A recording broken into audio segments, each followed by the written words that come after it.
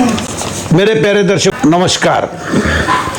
जन्म पत्रिका में 9 ग्रह होते हैं, उनमें से एक शनि ग्रह है।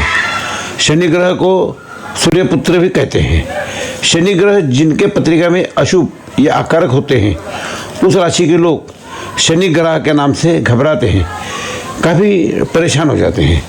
किसी भी कुंडली में जिस राशि में शनिदेव रहते हैं, उस राशि को, उसके पिछली राशि को तथा उससे आगे की राशि को 7.5 वर्ष की 7.5 लगती है, ऐसा लोग कहते हैं।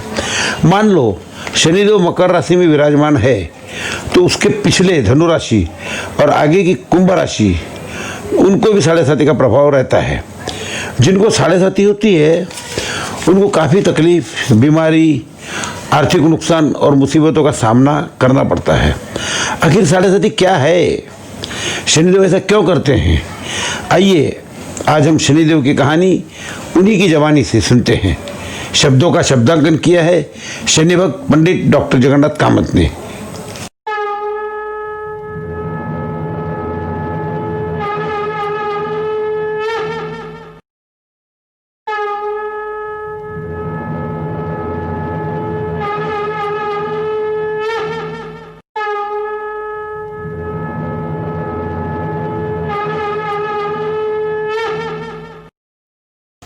दर्शकों यार, अब घबराई नहीं, मेरा ही नाम शनि है।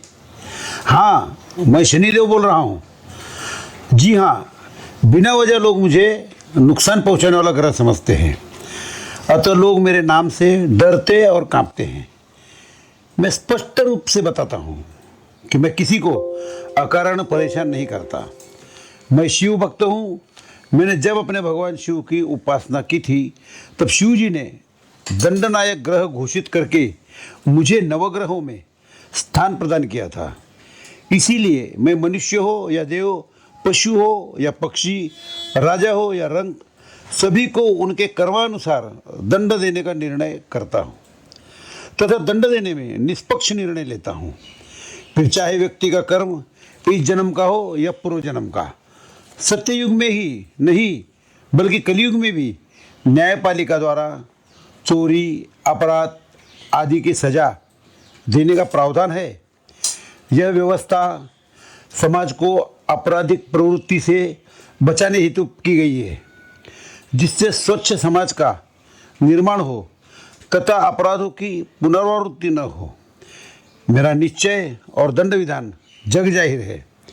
अगर अपराध या गलती की है, तो वह देव हो या मनुष्य, पशु हो या पक्षी, माता हो या पिता, सब मेरे लिए बराबर है।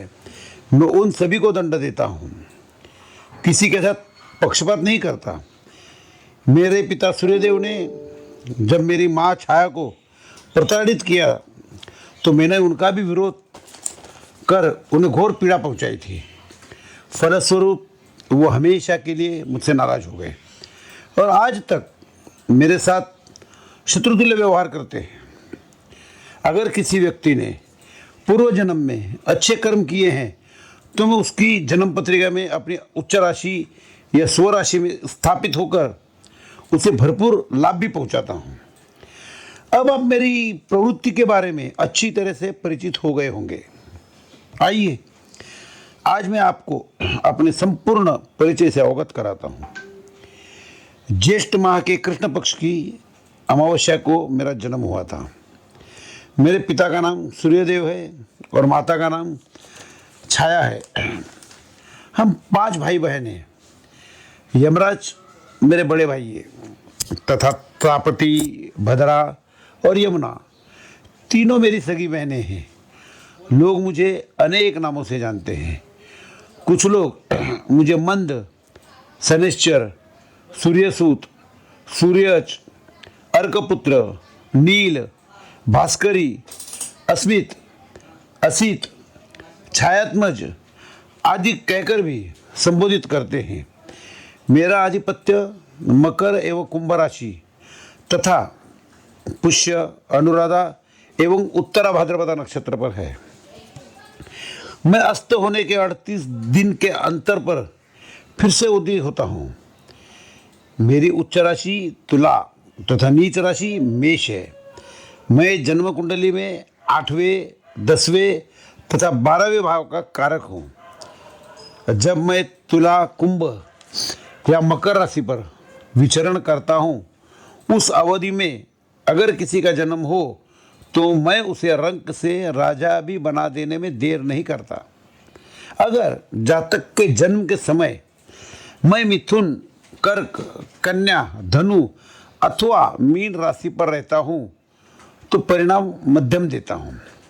जब मैं मेष, सिंह तथा वृश्चिक राशि पर स्थित हूँ तो जातक को प्रतिकूल परिणाम के लिए तैयार रहना चाहिए। हस्तरेखा शास्त्र में मध्यमा अंगुली के नीचे मेरा स्थान है। अंक ज्योतिष के अनुसार प्रत्येक माह की 8, 17 तथा 26 तारीख का मैं स्वामी हूँ। मैं 30 वर्ष में समस्त 12 राशियों का भ्रमण कर लेता हूँ। एक बार 7.5 आने के बाद 30 वर्षों के पश्चात मैं दोबारा उसी राशि में आता हूँ। अपवाद को छोड़ दिया जाए तो एक आदमी अपने जीवन में 3 बार मेरे 7.5 से साक्षात्कार करता है।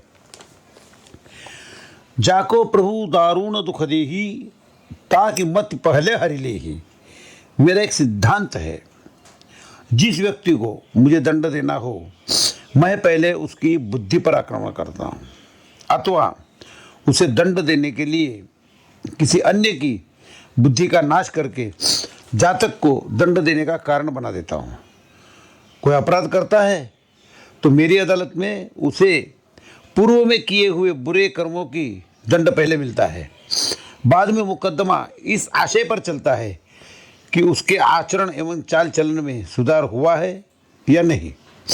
दंड मिलते मिलते जातक अगर स्वयं में सुधार कर लेता है तो उसकी सजा समाप्त करने का निर्णय लेकर उसे पहले जैसी यथास्थिति देता हूँ।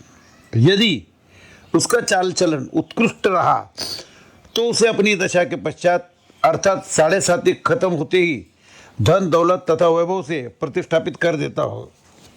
जो लोग भ्रष्टाचार करते हैं, झूठी गवाही देते हैं, विकलांगों को सताते हैं, भिखारियों को अपमानित करते हैं, ब्राह्मणों का तिरस्कार करके उनका अपमान करते हैं, चोरी डकैती करते हैं, रिश्वत लेते हैं, चालाकी से दूसरों का धन हड़पते हैं, जुआ खेलते हैं, शराब पीना, गुटखा, तंबाकू खाना जैसा नशापान करते हैं, व्यभिचार करते हैं, पर स्त्री गमन करते हैं, सूद पर पैसा देते हैं, अपने माता पिता या सेवक का अपमान करते हैं, चींटी, कौवे या कुत्तों को मारते हैं, या तो ऐसे आदमी को कम या ज़्यादा सज़ा मेरे अदालत में दी जाती है।